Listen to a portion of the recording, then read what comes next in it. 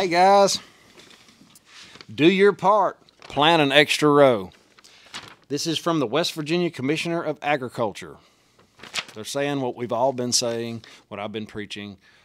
Get some food, get some extra food, grow your own food, and hedge with precious metals so you can be part of the solution and not part of the problem. Attention farmers, producers, and home gardeners. As we set in motion our spring planting, we call on you to do your part to grow West Virginia's food resiliency by planting extra rows this year. History tells us that famine typically follows a pandemic. And I fear, just like our energy sector, continued reliance on foreign nations for food will have a dire consequence. I could not agree more. If you want to get a grip on this article, I'm just going to hit the hot spots. Go to Financial Fitness Telegram 318. Financial Fitness 318 on Telegram. I said it backwards. But I'm going to try to go through what we need to know. Continued reliance on foreign nations will have a direct consequence. We already have experienced what this could look like when prices and food scarcity skyrocketed during the beginning of the pandemic. We survived by shifting our focus towards local agriculture, which led to all-time highs for food and meat processing. As we look for ways to foster growth through local agriculture, I'm asking all producers to consider planting an extra row of something. Now listen, anything commonly consumed in West Virginia or anywhere, it doesn't matter. So if you got a garden and you know how to grow something, throw an extra row down. Something that's commonly consumed, the first thing that comes to mind is potatoes. You can feed a lot of people with a row of potatoes.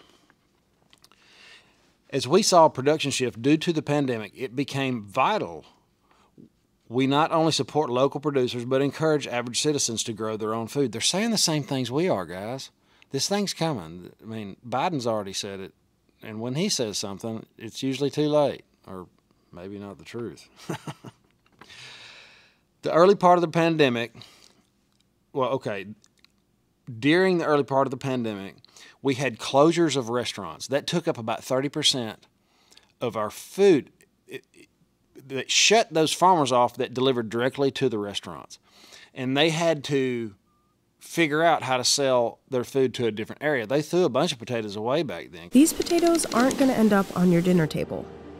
Their final destination is this hole. It was just unprecedented. It's the supply chain from the growers to the supermarket that got interrupted. More than half of our market shut down by government mandate. Now, farmers across Idaho and Montana are stuck with mountains of potatoes. Each potato variety goes to a specific grower in either the fresh or processed segment.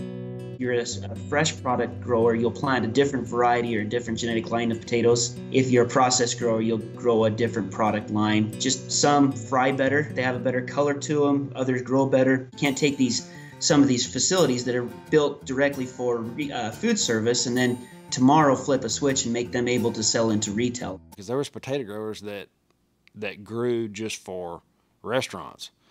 And now in the shift, and that was like a lag. See, in these stories, there's always a lag, and it's very obvious. People like us are paying attention, and we see it early, and we have a chance to adjust and shift and make the best of things.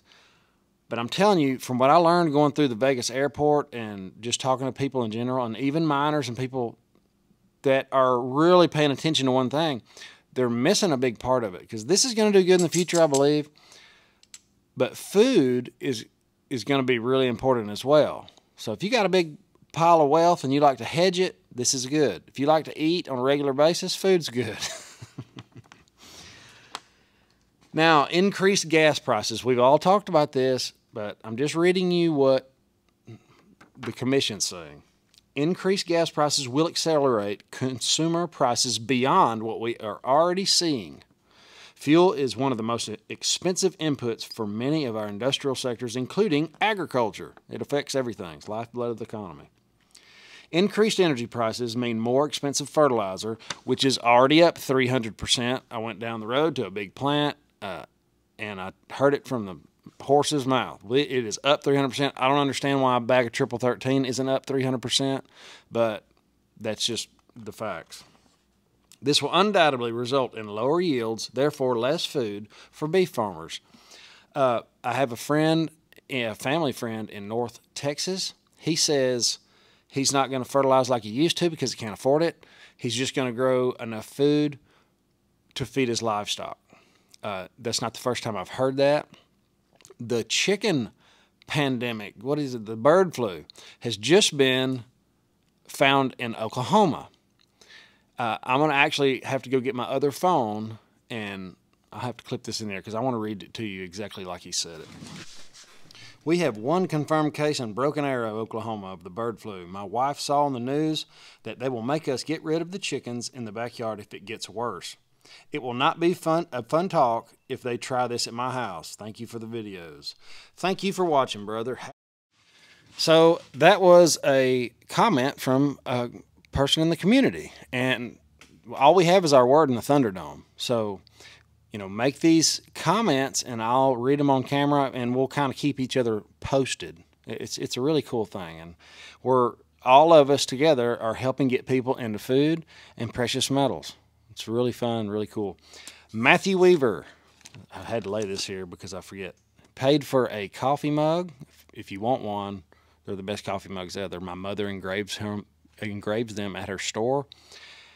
And you sent the payment, but I don't know your address. So when you send the payment, put your address in the notes, and I'll have it. So, guys, y'all have an awesome, awesome evening. I will see you in the morning. Later.